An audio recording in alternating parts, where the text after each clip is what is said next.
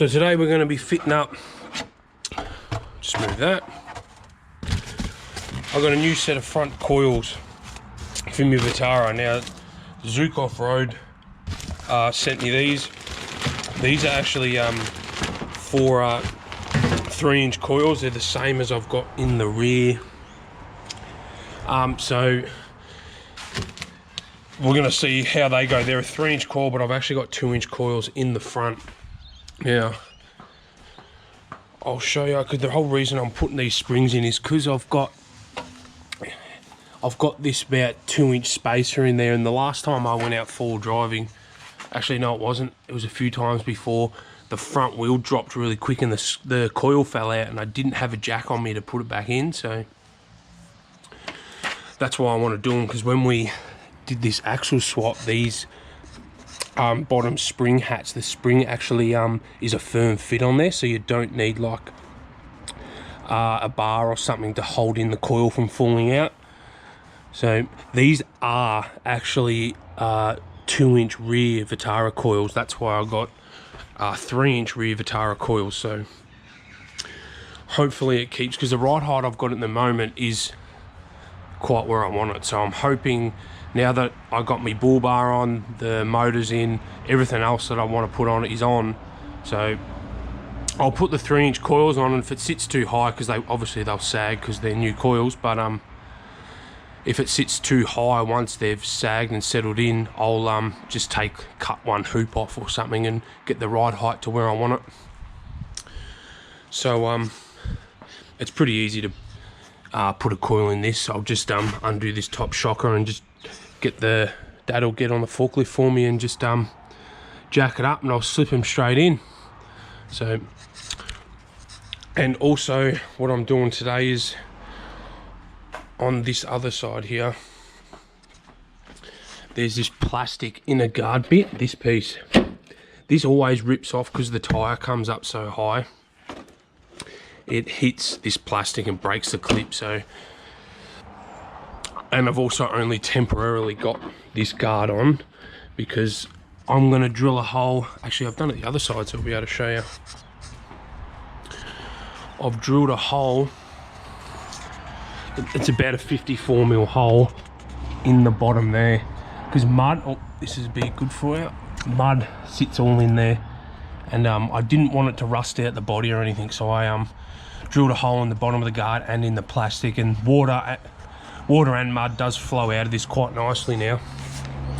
Because before when I did the snorkel, I pulled this guard off and mud was like probably like this high in the guard. So I thought, oh, over time that'll just rust it out, and after having the rust in the windscreen, I didn't want it to get any more rust, so that's another job we got to do. But firstly, I'll put the coils in, and we might drive around the block and just make sure it's how I want it.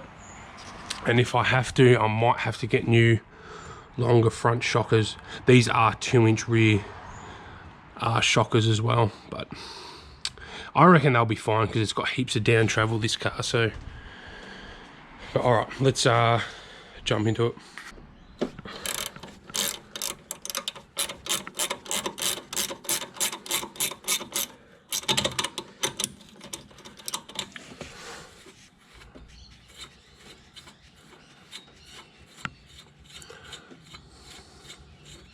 I never put the lock nuts on these shockers. I should probably do it this time.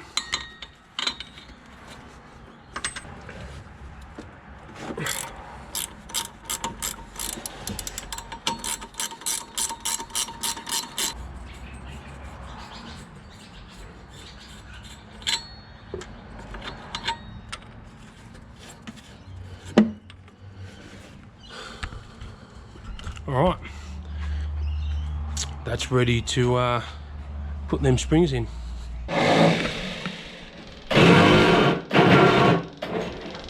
Geez, that doesn't sound healthy. Are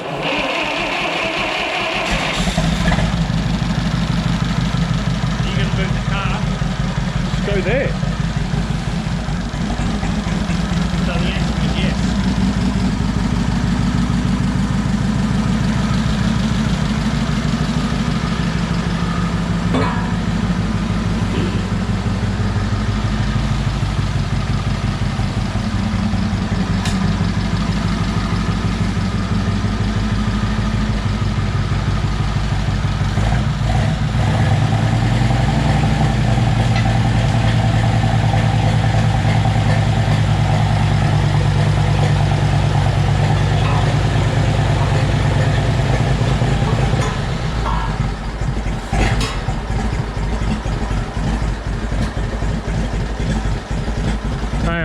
up again. That's better. Yep. I was going to put a bar. Yeah, and then sit a bar over it. Does this roll, or does this be pretty alright? It shouldn't roll, it's in gear, but... Oh, that'll be alright. And that's when it all comes crashing down. Yeah, and ditch your bonnet, and then you... Oh, let's try it.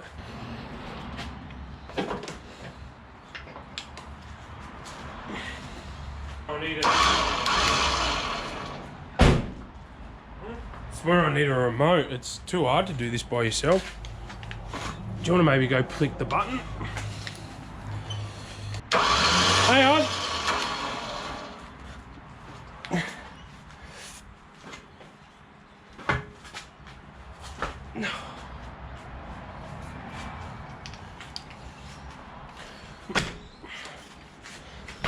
No, I'm gonna have to hook it on.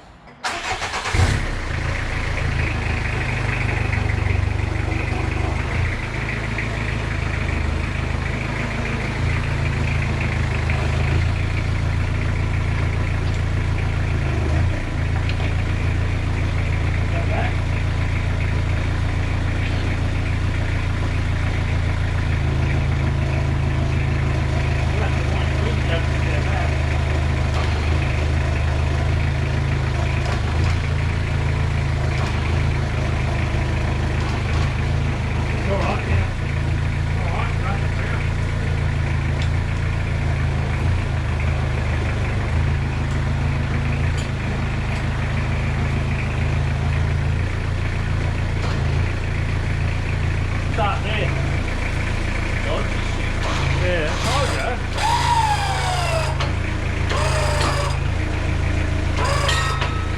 There you go.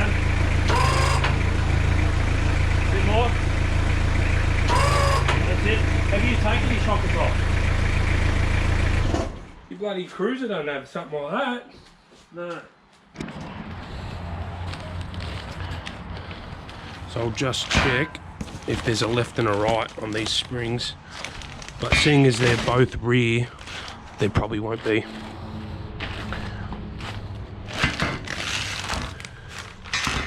Nah, they're the same. Normally with front springs, the driver's side will be slightly longer or stiffer. So, how good did this work? Dad was worried it was going to fall. Mint. So this is what happened when I was in the bush, even though it was, the shocker was still on, the coil slipped out like that. And then I couldn't get it back in.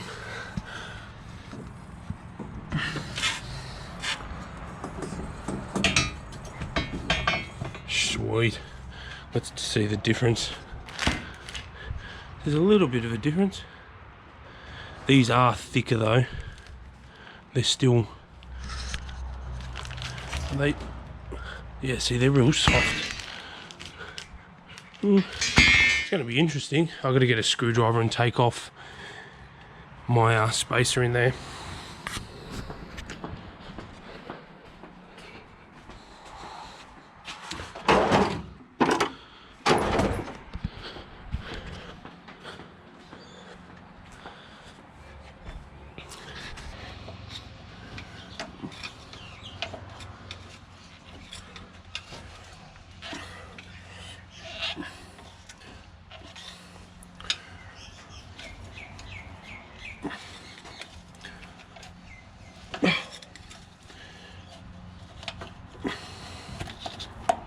There we go.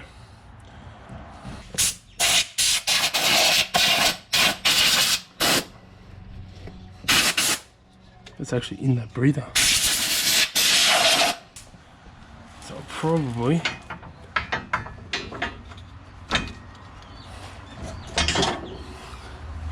so now this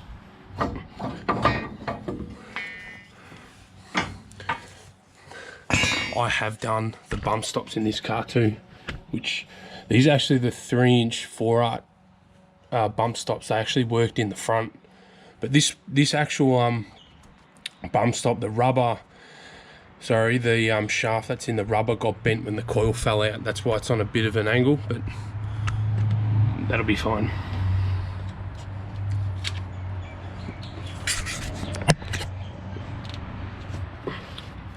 Geez, this one don't want to come off. There you go.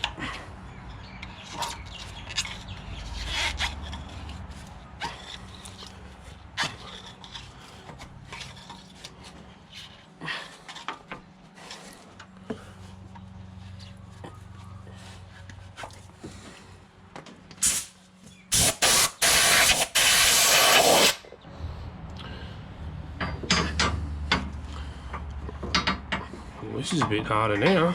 I'll have to go that side. And up.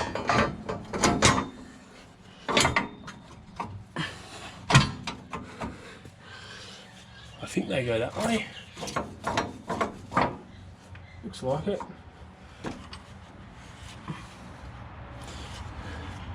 It does have rubber up the top for the coil to sit on. But these bottoms, these are off a Nissan Patrol. I don't think the car I got it off, they didn't have them. So,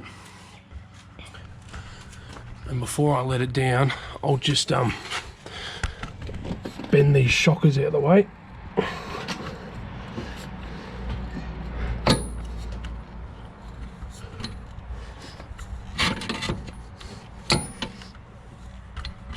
If I can get it back into hole. There you go.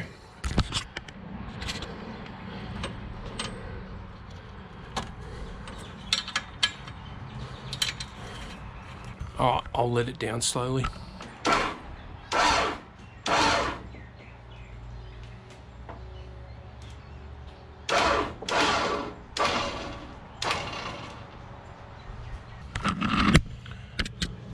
While they're in, they've compressed. There's no load on the cable. I'll drive it back and see. It's kind of hard to see because it's on that angle, but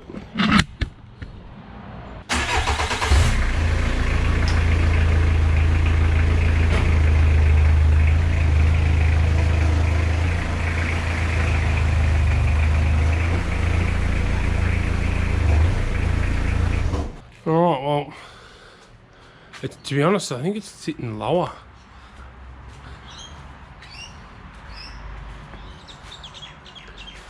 Yeah, it's definitely sitting lower, and that's just not what I wanted. So that was a bit of a fail. Because we've only got, looks like 20 mil until we hit bump stop. Oh no, that's more like 30 mil.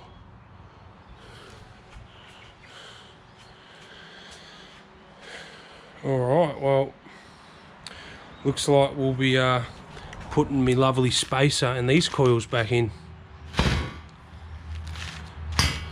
I don't even know what spring rate or anything these are. So that's why ages ago I put the front, the rear coils in the front. That's why I got these ones again, and actually, well, back then I thought it sat all right, but I think with the winch, I can't remember if I had the bar on or not, the old one. Maybe that's why it's sitting lower now. Alright, well, let's connect up the winch again and we'll swap the strings back over.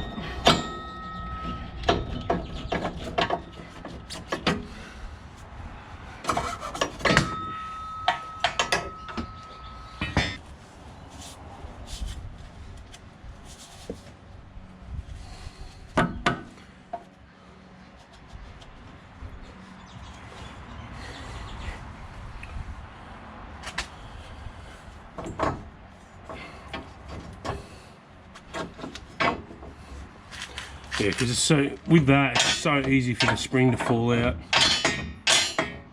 The only other option would be to get shorter shockers, but I don't want to limit the down travel by shocker. I want it to have full down travel.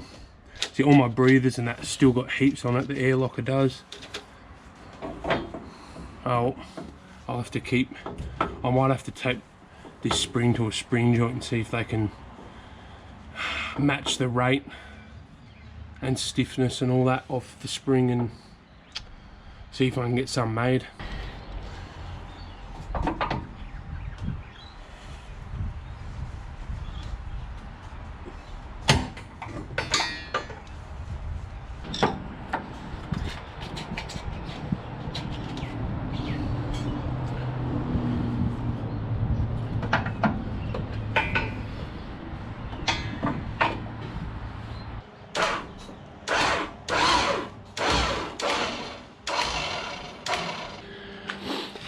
So it looks like it sits slightly higher, but these are heaps firmer springs. Like even just pushing on them without the shockers like attached properly, they're heaps stiffer. So I was gonna do it, but like I said before, because I tried the rear springs in the front ages ago, I thought I'd just whack them in and they'd sag to the height I want without the spacers, so they didn't fall out, sorry. But that kind of did not work. So we're back to the old drawing board. That's all right, I'll quickly tighten these up and then we'll get on to just fixing up this guard. And also I noticed while under it, this is why I don't like mud. Whenever you go through mud and whatnot, I'll have to get my phone for a light, but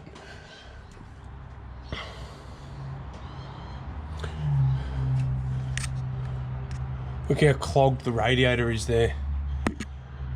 So I'm gonna have to probably pull it out and soak it in either a bathtub we got down the farm, or when Dad's not home, I'll just stick it in his bath and get all the mud out. But that kind of sucks because it's a bit of a prick to get a radiator out in this, because all the thermofan, everything has to come out. And just from that one trip of going through a muddy bog hole, that's what it does. Now we're going to start on this guard. You can see I've only got one bolt in there and the rest is missing. Because I was going to take it off, I have a spare guard. Because I got this dint and where this got pushed in once upon a story, and Dad sort of did some panel beating one day I wasn't here and straightened it up alright, but just because it had sort of like where the paint's actually come off, I was going to put a new one on, but overall it's pretty good. So I'm just going to pull it off, I'll drill a hole in the bottom, and then we can stick the new plastic inner guard in and put it all back together. And for anyone wondering, I've got a quote back from the panel beater. They've sort of quoted me about $600 to fix the windscreen rust there, so that'll get done in the next couple of weeks before all the seasonal tracks open again. So I'm pretty keen to get that fixed and then get back out there. So all right, let's tackle this guard.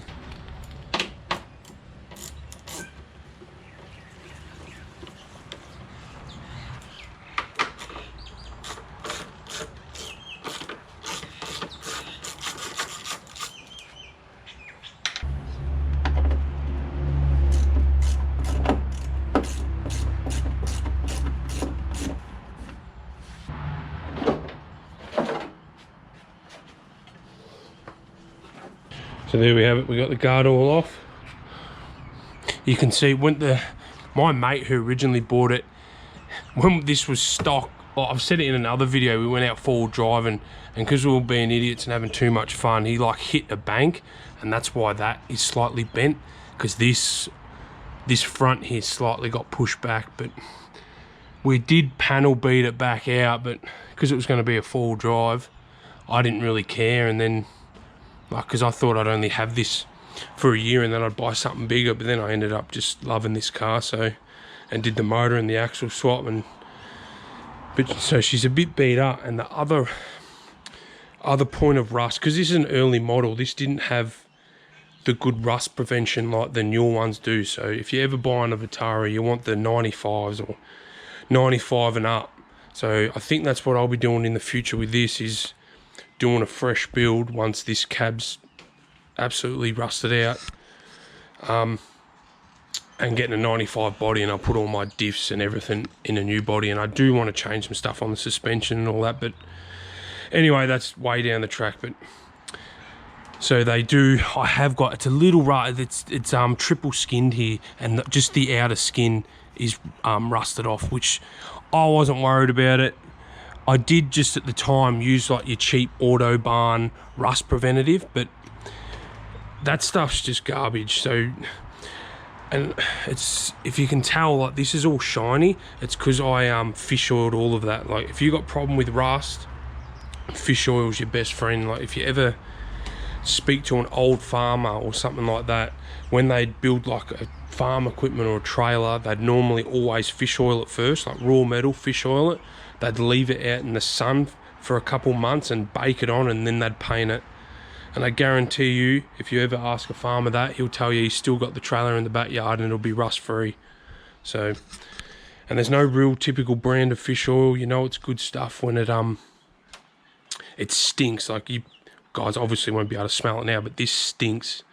Like fish oil stinks for ages, and it doesn't, if you end up using fish oil, like you'll notice fish oil doesn't dry. Like it takes months and months and months to dry. Like I did this probably 8 months ago and it's still tacky, like it's not even dry. So if you got rust problems, fish oil it up. So what I'll do now is I'll get a wire wheel, I'll just wire wheel it, and what I might do is put a big bead of silicone up here, so I can pour fish oil in, and then fish oil over the next day or so will soak in there and fill up and hopefully run down the two skins of the metal and stop it from rusting from the inside out, because that is condensation rust. That's not from water sitting, because water can't sit here. So, and then once I'm done, I'll pull that silicone off. Like I won't leave it there, and we can put it all back together. So the other side of this car's all good, no rust. It's just here and the screen. So it doesn't make sense on this car. Like the elderly lady, my mate, bought it off. Like this was garaged the whole life she had it, and this is a one owner car. Like it doesn't look like it at the minute, but the interior in this thing is mint. Like I've never seen a better interior than what's in this car, and it's we give it a bit of hell when we go out bushing. But all right, let's we'll start cleaning that up and getting that sorted out.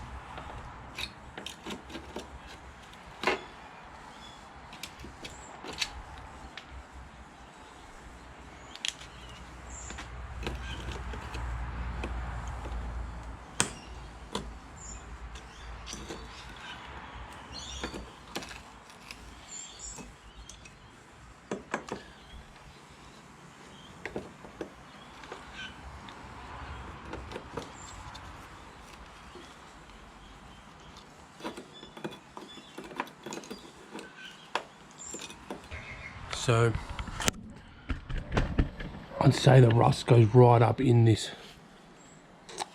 frame right here. I'm just going to clean it up the best I can and leave it at that.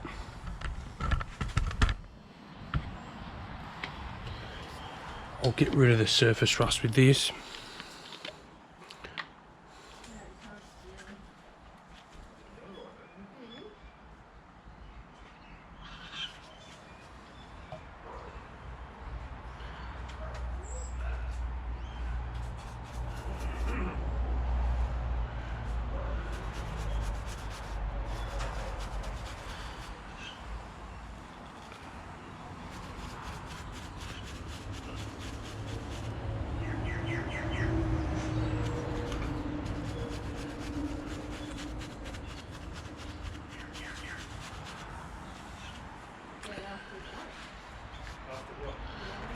I'll just clean that off. That'll pull that, or take all the rust off and take it back to raw metal, and then I'll just fish oil it from there. So from memory, that's why I was going to replace it, because it's got a bit of rust in the bottom. That rust there is from the dirt sitting in the guard here, so drilling that hole really makes a difference.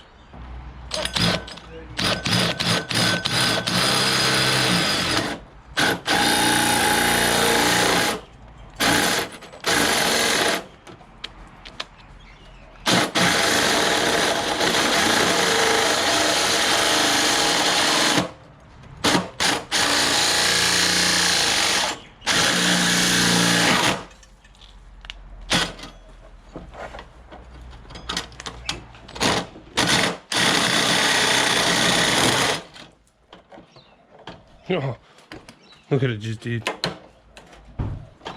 That sucks. Maybe I will have to put that new guard on.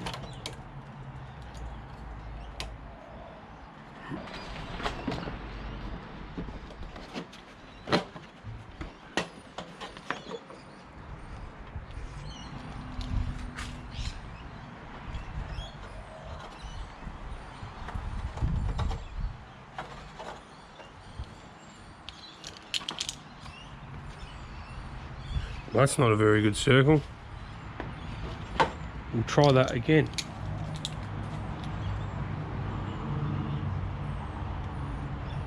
Because my text is a bit how you going, that's why.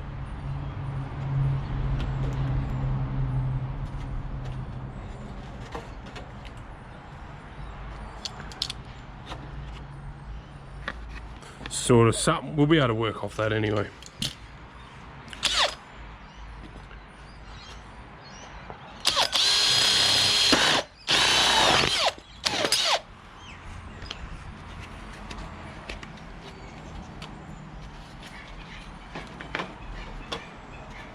Geez, I got that pretty good for a guess. Cool. Alright, I got my fish oil in a little pump bottle. Let's I just don't want it going on my camera stand because it sticks and stinks like anything.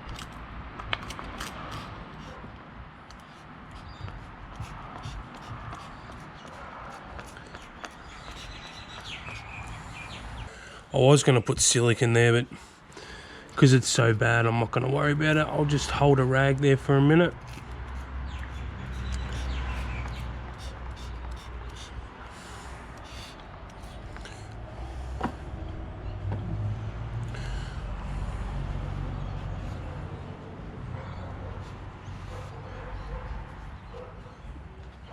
Like fish oil is very,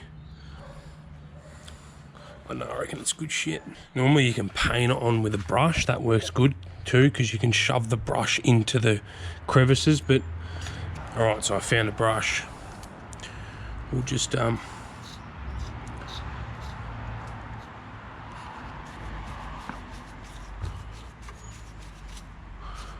works better. You can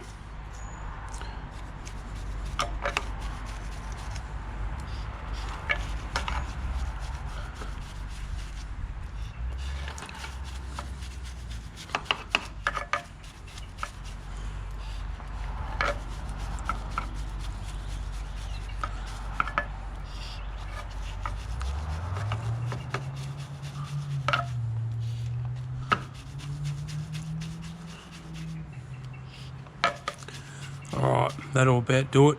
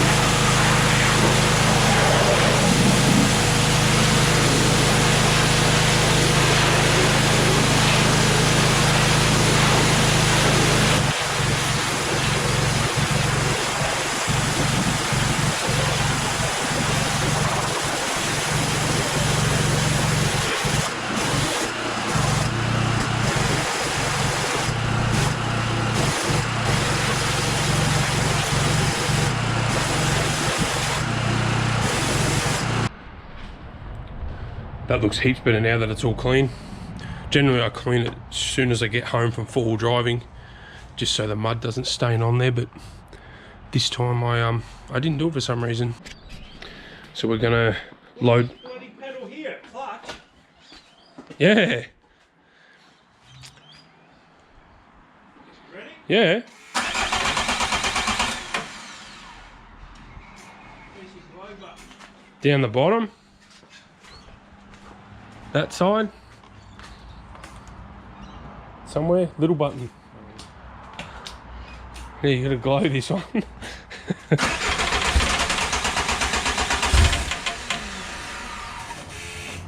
have started by now. I know. So keep going back. Alright, now let it out. Keep going. Keep going.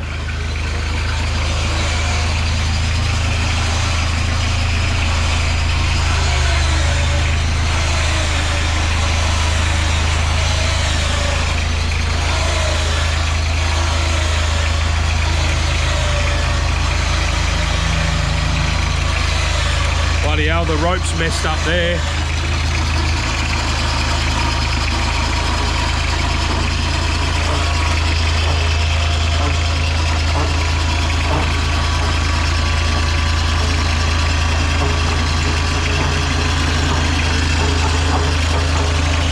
Slow up. Oh no, you're gonna, I might have to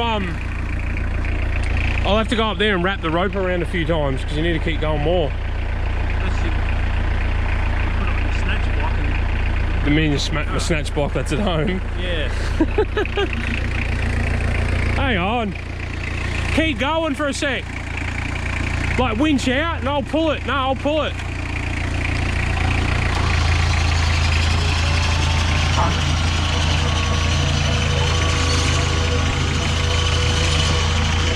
Alright.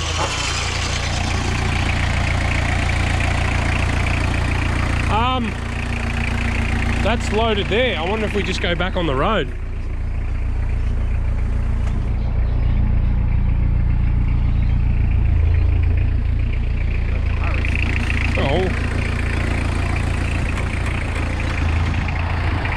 Oh, we're just gonna make it. Keep going.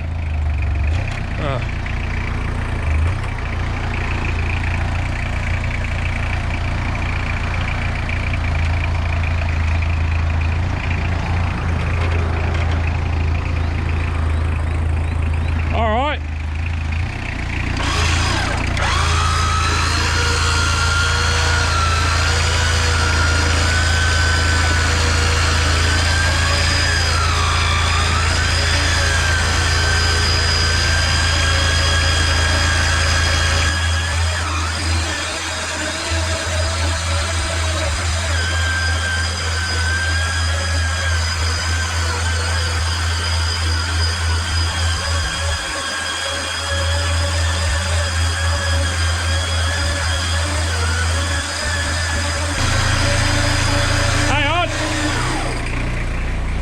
Alright, let it off. The last couple meters I normally do by hand. Alright.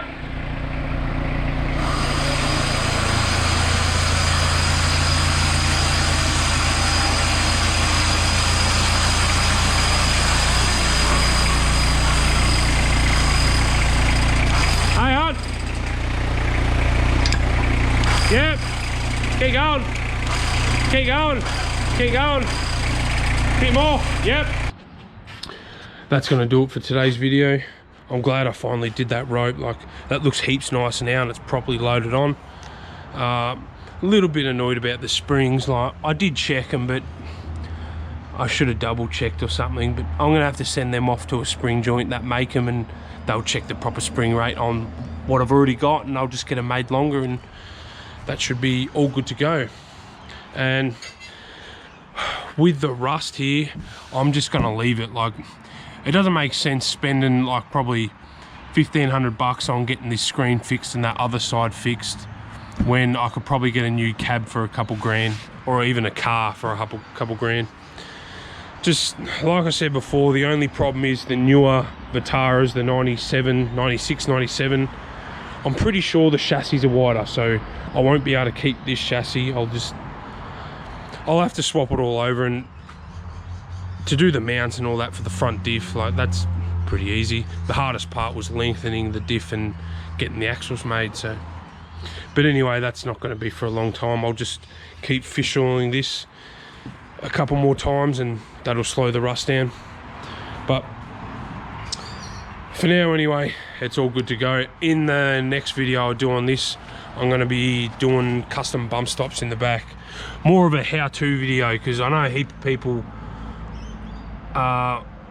they buy them, and like, I think they, for 70mm extended bump stops in this, they want like 270 bucks. Like, to make bump stops in this, you'd get out of it for 40 bucks. Like, it's so cheap to do. So I thought I'd do a bit of a how-to video, seeing as I need to do them anyway, because if you look at my tire, they are all chopped up from hitting the guard here.